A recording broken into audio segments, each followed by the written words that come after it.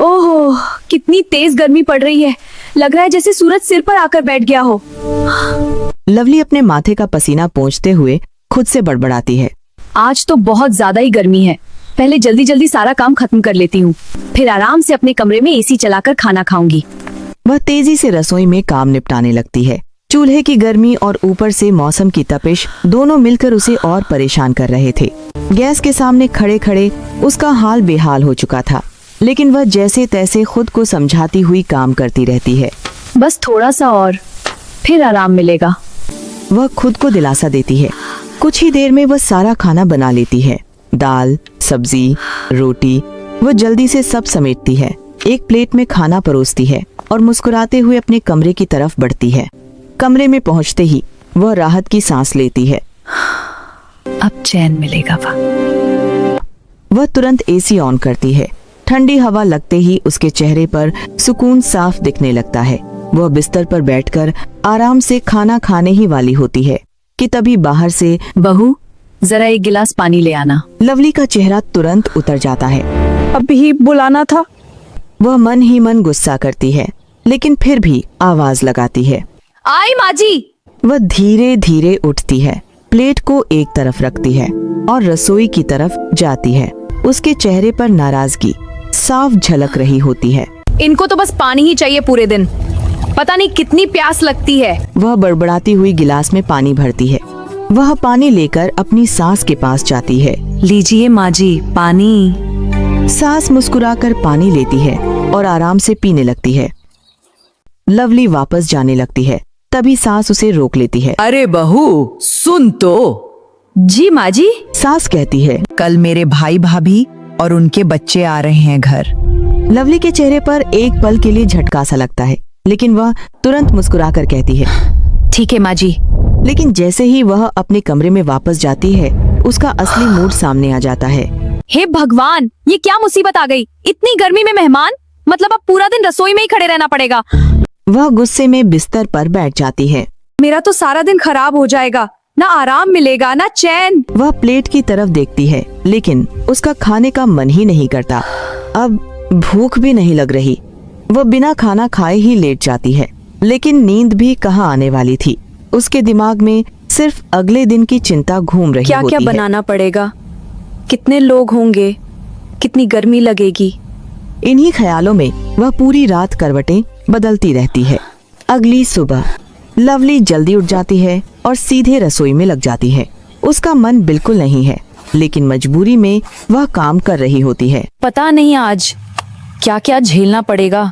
वह सब्जी काटते काटते यही सोच रही होती है कि तभी दरवाजे की घंटी बजती है। लवली एकदम चौंक जाती है। लो, आ गई मुसीबत। सास जल्दी से दरवाजा खोलने जाती है। दरवाजे के सामने उनके भाई, भाभी और उनके 2 बच्चे राधा और मीनू खड़े होते हैं। अरे भैया, आ गए आप लोग। आइए अंदर आइए। सभी लोग मुस्कुराते हुए अंदर आते हैं और सोफे पर बैठ जाते हैं। घर में अचानक चहल पहल बढ़ जाती है। सास आवाज लगाती है, बहू, जरा पानी ले आओ मेहमानों के लिए। लवली अंदर से ही चिढ़ जाती है। अभी से शुरू हो गया, लेकिन वो कुछ नहीं कहती और पानी लेकर आती है। लीजिए। वो सबको पानी देती है। सभी लोग आराम से बैठकर बातें करने लगते हैं, जैसे उन्हें कोई जल्दी ही नहीं हो। तभी सास कहती है, बहू, जल्दी से खाना बना लो मेहमानों के लिए। फिर वह अपने भाई से पूछती है, भैया, आप क्या खाओगे? भैया कहते हैं, मुझे तो मटर पनीर चाहिए। और मुझे छोले पूरी चाहिए। मैं तो चीज पास्ता खाऊंगी। मुझे सैंडविच चाहिए। लवली ये सब सुनकर हैरान रह जाती है। सास फिर कहती है, और बहू, साथ में रसगुल्ले भी बना लेना। लवली के चेहरे पर हल्की सी मुस्कान होती है, लेकिन अंदर से वह जल रही होती है। इतनी सारी चीजें, वो भी इस गर्मी में। लेकिन वह कुछ नहीं कहती और चुपचाप रसोई में चली जाती है। रसोई में पहुंचते ही वह गहरी सांस लेती है। अब तो पूरा दिन यहीं गुजरने वाला है। वह काम शुरू कर देती है। एक तरफ सब्जी, दूसरी तरफ आटा, फिर गैस पर अलग अलग बर्तन। उधर सभी मेहमान एसी में बैठकर हंस हंस कर बातें कर रहे होते हैं और इधर लवली पसीने में भीगी हुई, गर्मी से परेशान, लगातार काम करती जा रही होती है। उसे बार बार अपने कमरे का एसी याद आ रहा था। काश मैं भी वहाँ बैठ पाती। लेकिन फिलहाल उसके लिए बस रसोई ही उसकी दुनिया थी। रसोई में खड़ी लवली पसीने से पूरी तरह भीग चुकी थी। गैस के सामने खड़े खड़े उसका चेहरा लाल हो गया था और हाथ लगातार काम करते करते थक चुके थे। लेकिन बाहर बैठे मेहमानों की फरमाइशें खत्म होने का नाम ही नहीं ले रही थीं। मटर पनीर, छोले, पूरी, पास्ता, सैंडविच और ऊपर से रसगुल्ले। इतनी गर्मी में कोई इतना सब बनवाता है क्या? लेकिन वह जानती थी कि कुछ कहने का कोई फायदा नहीं है, इसीलिए वह चुपचाप अपना काम करती रहती है। उधर हॉल में सभी लोग एसी की ठंडी हवा में आराम से बैठे हुए थे। हंसी मजाक चल रहा था, टीवी भी ऑन था और सबको जैसे किसी बात की चिंता ही नहीं थी। सास बीच बीच में आवाज लगाती रहती। बहू जल्दी करना, भूख लग रही है। लवली अंदर ही अंदर चिढ़ जाती। मुझे नहीं लग रही क्या? करीब 1 घंटे की मेहनत के बाद आखिरकार सारा खाना तैयार हो जाता है। लवली एक एक करके सारे व्यंजन टेबल पर लगाने लगती है। मटर पनीर की खुशबू पूरे घर में फैल जाती है। छोले पूरी गर्मा गर्म तैयार हैं। पास्ता और सैंडविच भी प्लेट में सज चुके हैं और साथ में रसगुल्ले भी तैयार हैं। बहू, खाना लग गया क्या? सास पूछती है। जी माँ जी, आ जाइए। सभी लोग खुशी खुशी टेबल पर आकर बैठ जाते हैं। भैया तुरंत प्लेट उठाते हैं। वाह, मटर पनीर तो बहुत अच्छा लग रहा है। भाभी भी प्लेट में छोले पूरी डालते हुए कहती हैं। देखते हैं कैसा बना है। राधा और मीनू भी अपने अपने पसंद का खाना लेकर बैठ जाते हैं। लवली एक कोने में खड़ी सबको देख रही होती है। उसे खुद बहुत भूख लगी थी, लेकिन वह पहले सबको खाना परोस रही थी। सब लोग खाना खाने लगते हैं। वाह, बहुत स्वादिष्ट, मजा आ गया, ऐसी आवाजें लगातार आ रही थीं। कुछ ही देर में पूरा खाना खत्म हो जाता है। चलो, सबको पसंद तो आया। लेकिन तभी भाभी मुंह बनाते हुए कहती हैं। अरे दीदी, छोले इतने अच्छे नहीं बने। भैया भी बोल पड़ते हैं। हाँ, और मटर पनीर में भी कुछ खास स्वाद नहीं था। लवली ये सुनकर हैरान रह जाती है। अभी तो सब तारीफ कर रहे थे और उसे बहुत बुरा लगता है, लेकिन वह चुप रहती है। उसी समय भाभी फिर से बोलती हैं। बहू सुनो, तुम्हारे मामा खाना खाने के बाद चाय जरूर पीते हैं, तो तुम चाय बना देना। लवली धीरे से सिर हिलाती है। जी मामी जी। सब लोग खाना खाकर फिर से एसी वाले कमरे में जाकर बैठ जाते हैं और टीवी देखने लगते हैं। लवली टेबल साफ करती है, बर्तन उठाती है और रसोई में आ जाती है। वह इधर उधर देखती है। मेरे लिए तो कुछ बचा ही नहीं। उसका मन और भी खराब हो जाता है। इतनी मेहनत की और मेरे हिस्से में कुछ भी नहीं आया। वह चुपचाप चाय बनाने लगती है। गर्मी और थकान से उसका सिर दर्द करने लगता है, लेकिन वह खुद को संभालती है और चाय बनाकर कप में डालती है। फिर वह ट्रे में कप सजाकर हॉल में ले जाती है। लीजिए चाय। सब लोग आराम से चाय लेते हैं और पीने लगते हैं। तभी राधा मुस्कुराते हुए पूछती है। भाभी, आप शाम को खाने में क्या बनाओगी? लवली थकी हुई आवाज में जवाब देती है। मैं सोच रही थी दाल चावल बना लूं। इतना सुनते ही भाभी हंस पड़ती हैं। अरे बहू, दाल चावल कौन खाता है? हम बीमार थोड़ी है। शाम को राजमा चावल, पूरी, रायता, खीर और हरी चटनी बना लेना। लवली के चेहरे पर फिर से वही मजबूरी वाली मुस्कान आ जाती है। ठीक है, अंदर से वह सोच रही होती है, ये लोग खाने आए हैं या मुझे परेशान करने। चाय खत्म होते ही सब फिर से अपनी मस्ती में लग जाते हैं और लवली फिर से रसोई में। वह एक बार फिर से खाना बनाने में जुट जाती है। आज तो पूरा दिन यही निकल जाएगा। वह बार बार पसीना पोंछती, पानी पीती और फिर काम में लग जाती। राजमा उबल रहा था, चावल पक रहे थे, आटा गूंथा जा रहा था। हर तरफ बस काम ही काम था। उधर हॉल में फिर वही हंसी मजाक और इधर लवली की हालत खराब। कुछ देर बाद आखिरकार शाम का खाना भी तैयार हो जाता है। लवली थककर चूर हो चुकी थी, लेकिन फिर भी वो सब कुछ टेबल पर सजाती है। खाना तैयार है, वह आवाज लगाती है। सभी लोग फिर से खाने के लिए आ जाते हैं। वाह, आज तो बहुत कुछ बना है। सब खुशी खुशी खाने लगते हैं। इस बार भी सब पेट भरकर खाते हैं, लेकिन लवली के लिए फिर वही हाल। वह चुपचाप खड़ी रहती है। शाम का खाना भी सबने पेट भरकर खा लिया था। टेबल पर रखी हर एक चीज लगभग खत्म हो चुकी थी। राजमा, चावल, पूरी, रायता, खीर, सब कुछ। लवली एक कोने में खड़ी सबको देख रही थी।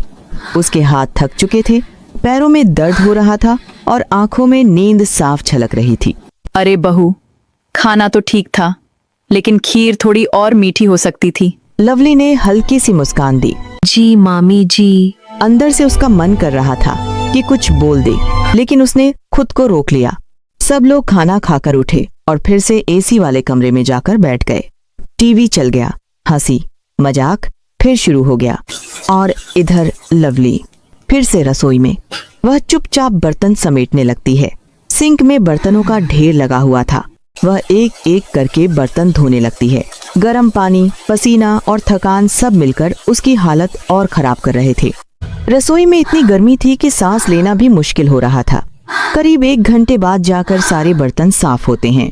अब घर भी साफ करना था, टेबल पोंछना, फर्श साफ करना, सब कुछ। इतनी देर में रात काफी हो चुकी थी। तभी राहुल अंदर आता है और लवली को काम करते हुए देखता है। लवली, अभी तक काम खत्म नहीं हुआ? बस थोड़ा सा बाकी है। राहुल थोड़ा सोचते हुए कहता है। हम कहाँ सोएंगे? लवली एक पल के लिए रुकती है, फिर धीरे से बोलती है। मुझे तो बहुत गर्मी लग रही है, मैं छत पर सो जाऊंगी। राहुल भी कहता है। ठीक है, मैं भी वहीं चलता हूँ। लवली एक चटाई उठाती है और धीरे धीरे सीढ़ियां चढ़कर छत पर पहुंच जाती है। वो चटाई बिछाकर लेट जाती है। राहुल भी उसके पास आकर लेट जाता है। आसमान में तारे चमक रहे थे, लेकिन लवली के मन में शांति नहीं थी। कब तक ऐसा चलेगा, वह मन ही मन सोचती है। बहुत थक गई हो ना? कुछ ही देर में दोनों को नींद आ जाती है। अगली सुबह लवली जल्दी उठ जाती है और नीचे अपने कमरे में जाती है। जैसे ही वह दरवाजा खोलती है, वह एकदम रुक जाती है। कमरे का हाल देखकर उसका दिमाग खराब हो जाता है। ये क्या? पूरा कमरा बिखरा हुआ था। कपड़े इधर उधर पड़े थे, चिप्स के पैकेट, पानी की बोतलें, सब कुछ फैला हुआ था। राधा ने कमरे को पूरी तरह गंदा कर दिया था।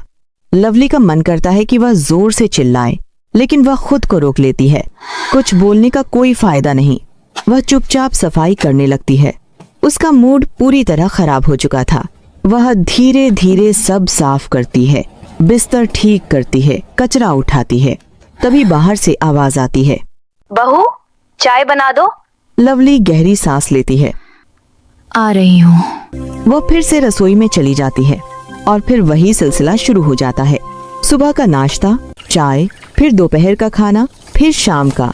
दिन पर दिन ऐसे ही गुजरने लगते हैं। 1 दिन, 2 दिन, 3 दिन, 4 दिन। 4 दिन से लगातार यही चल रहा था। एक दिन उसे मौका मिलता है जब उसकी सास अकेली होती हैं। लवली धीरे से उनके पास जाती है। माँ जी, एक बात पूछूं? हाँ बहू, बोलो। लवली थोड़ा हिचकिचाते हुए कहती है। मामा मामी और कितने दिन रुकेंगे? सास एक पल के लिए उसकी तरफ देखती हैं।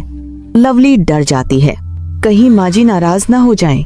लेकिन सास शांत आवाज में कहती है। पता नहीं बहू, 1 दिन के लिए आए थे, 4 दिन हो गए, अब जाने का नाम ही नहीं ले रहे। लवली ये सुनकर थोड़ा हैरान हो जाती है। माँ जी भी परेशान है, लेकिन उन्हें नहीं पता था कि उनकी ये बात कोई और भी सुन रहा था। दरवाजे के पीछे खड़ी भाभी ने सब कुछ सुन लिया था। उनके चेहरे का रंग बदल जाता है।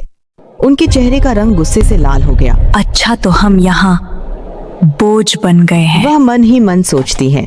बिना कुछ कहे वह सीधे अपने कमरे में जाती हैं और जोर जोर से अपना सामान पैक करने लगती हैं। थोड़ी ही देर में वह अपना बैग लेकर हॉल में आ जाती हैं और वहीं से ऊंची आवाज में बोलती हैं। दीदी, जरा इधर आइए।